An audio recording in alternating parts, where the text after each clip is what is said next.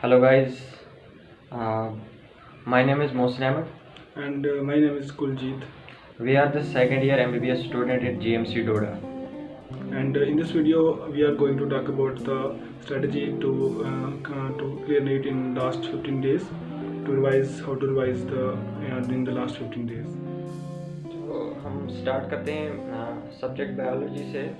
आप सब जानते हैं कि बायोलॉजी में एनसीईआरटी को ही सब कुछ माना जाता है। It is known as the Bible of biology. तो नीट यूजी में ये रहता है कि एनसीईआरटी से मैक्सिमम नंबर जो है क्वेश्चंस आते हैं, और आपने क्या करना है कि इन आखिरी 15 से 16 दिन में आपने एनसीईआरटी को अच्छे से रिवाइज करना है। ठीक है, रिवाइज करके रिकैप्चुलेट करना है। जो भी आपने कंसेप्ट पढ़ा है उसको आपने रिकैप्चुलेट करना है। ठीक है, और इसके अलावा आप जो नीट के प्रीवियस ईयर क्वेश्चन पेपर हैं वहाँ से आप क्वेश्चंस देख सकते हैं कि किस टाइप के क्वेश्चंस आ रहे हैं, और उन क्वेश्चंस को मार्क करके जो भी चैप्टर्स हैं, जैसे 12th में आप बायोडाइवर्सिटी पढ़ रहे हैं तो उससे अगर आपका कोई क्वेश्चन आ रहा है तो आप एनसीईआरटी में जाके उसी एनसीईआरटी में बायोडाइवर्सिटी जो यूनिट है उसमें जाके आप उस क्वेश्चन को तलाश करें, उसका कंसेप्ट आप अपने दिमाग में मेमोराइज करें, और आप जितना रिवाइज करेंगे बायोलॉजी एनसीईआरटी उतना ही आपके लिए अच्छा होगा। और इसके अलावा हमारे पास जो मॉक टेस्ट हैं वो एक क्रूशल ये रोल प्ले करते हैं बायोलॉजी या किसी भी सब्जेक्ट जो नीट यूजी में है उसमें। तो मॉक टेस्ट रिवाइज जो है आपने करने हैं इन 15 डेज़ में। और ये बात अलग है कि यूट्यूब में बड़ी सारी ऐसी वीडियोस हैं कि उनके थंबनेल्स पे लिखा हुआ होता है कि how to crack NEET in 15 days. ये सब मोह माया है। तो ये ज़रूरी है कि आपने जो अच्छे से पढ़ा हुआ होगा तो उसके बाद ही आप रिवाइज करके उसको अच्छे से आप एग्ज़ाम में कर सकते हो।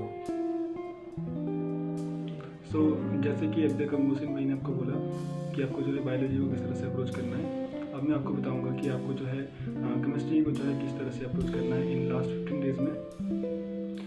केमिस्ट्री में जो है तीन सब्जेक्ट्स आते हैं फर्दर। वो आगे इसमें organic chemistry, inorganic chemistry and the physical chemistry. इन तीनों को जो है डिफरेंट अप्रोच होती है।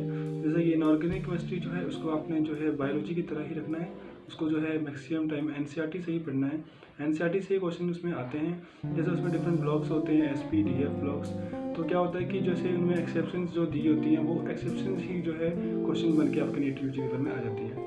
तो वो करना क्या है कि जो उन एक्सेप्शंस को है रट्टा मारना है, रिवाइज करना है, और आपको जो है क्वेश्चन देखने की किस तरह से कौन सी एक्सेप्शन जो है किस ईयर में आई है, ताकि जो है आप मतलब उसको याद कर पाओ, और वही क्वेश्चन जो है सेम टू सेम जो है आपको इस बार भी आ सकता है।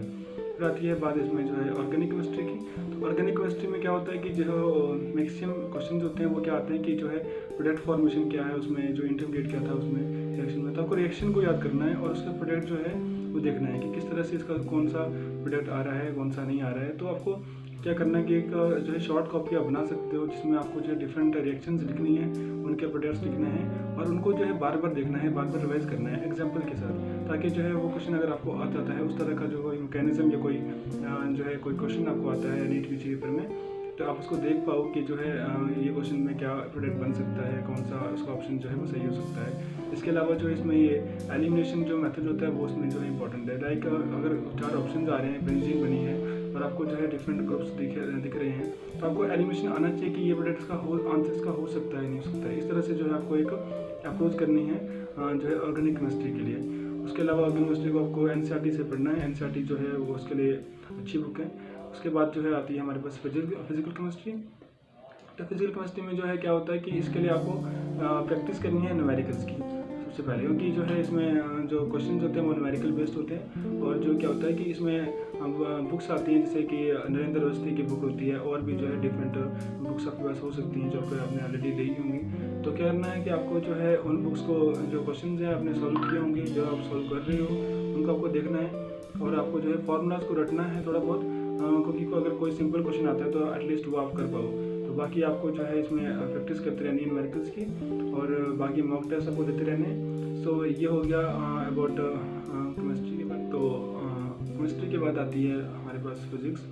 सो फिज़िक्स के लिए तो सबसे पहले आपको क्या करना है कि जो आपका डिफरेंट उसमें चैप्टर्स होंगे, आपको देखना है कि कौन से चैप्टर जो है वो डिफ़िकल्ट है, कौन सा इजी है, कौन से चैप्टर से जो है क्वेश्चन सॉल्व करने इजी होते हैं, कौन से चैप्टर से जो है सॉल्व करने डिफ़िकल्ट होते हैं। जैसे कि इसमें मैकेनिक्स जो है उसमें जो है डिफरेंट कंसेप्ट आते हैं, बहुत सारे क्वेश्चन जो है मिक्स्ड होते हैं, मिक्स्ड फार्मूला क्वेश्चन होते हैं। तो उनको आपको जो है अगर आपसे वो सॉल्व नहीं हो रहे हैं तो आपको क्या करना है कि जो सिंपल क्वेश्चन है एटलीस्ट वो आप सॉल्व करो, मिक्स्ड क्वेश्चन को आप थोड़ा बाद में सॉल्व करो।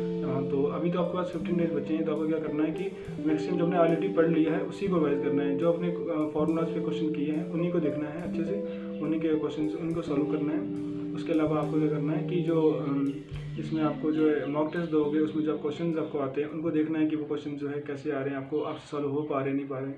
इस तरह से आप देख पाओगे आपकी फिजिक्स कितनी स्ट्रॉन्ग है कितनी नहीं है। और अगर एक और बात, अगर आपकी फिजिक्स स्ट्रॉन्ग नहीं है तो आपको क्या करना है कि जो केमिस्ट्री और बायोलॉजी है उसमें ज़्यादा स्कोर करना है। उससे क्या होगा कि जो आपके फिजिक्स के मार्क्स कम आ रहे हैं वो एटलीस्ट वो आप कंपनसेट कर पाओगे। और इसके लिए यही है कि आपको प्रैक्टिस करते रहनी है बार बार। सो ये हो गया फिजिक्स के बारे में। फार्मूला यू है triple R formula, that is first R stands for revise, second R stands for recapitulating the concepts, and third R stand for reviving in your NEET UG exam. सो ये formula ने बताया, और ये movie जो है बहुत hit रही थी। तो इस तरह से आपको क्या करना है, आपने एग्ज़ाम से हिट करना है ताकि आपका रिजल्ट भी अच्छा आए। इसके अलावा जो है दूसरा फार्मूला है ट्रिपल P फार्मूला। इस फार्मूला में आपको बताना है कि जो है P for physical chemistry, P for physics and P for practice. That means in दोनों सब्जेक्ट्स में आपको क्या करना है, प्रैक्टिस करते रहनी है। इसमें प्रैक्टिस ही सबसे ज़्यादा इंपॉर्टेंट है। सो ये दो फार्मूला हमको बताए। इसके बाद जो है हम आपको ये बताएंगे कि अभी जो है नीट का एग्ज़ाम जब होगा तो हम आपको बताएंगे कि जो है एग्ज़ाम पेपर आया था वो टफ था या इजी था या मॉडरेट लेवल का था, और कंपेरेटिवली तो 2021 जो है कैसा था। इसके अलावा एनालिसिस जो है हमको बताएंगे। सो डिफरेंट आगे भी वीडियोस आती रहेंगी, कट ऑफ पे आएंगी और बहुत सारी वीडियोस आएंगी, स्पेशली JNK स्टूडेंट्स के लिए जो है कट ऑफ वीडियोस आएंगी। आपको जो है इस चैनल को सब्सक्राइब करके रखना है ताकि आप जो है नई नई अपडेट्स देख पाओ और जेन्युइन कंटेंट आएगा इस चैनल पे। इस चैनल पे आपको कोई ऐसे आलतू फालतू कंटेंट नहीं आएगा, जो भी कंटेंट आएगा वो एक जेन्युइन आएगा। सो अगर आपको MBBS के रिलेटेड जो है बुक्स वगैरह पूछनी है या फिर फर्स्ट प्रॉफ सेकंड प्रॉफ की कोई बुक्स के बारे में आपको डिटेल चाहिए या वीडियो चाहिए तो आप जो है नीचे कमेंट सेक्शन में बता दीजिए, वो भी हम आपको जो है प्रोवाइड करेंगे। Thank you for watching, and we wish for your success in NEET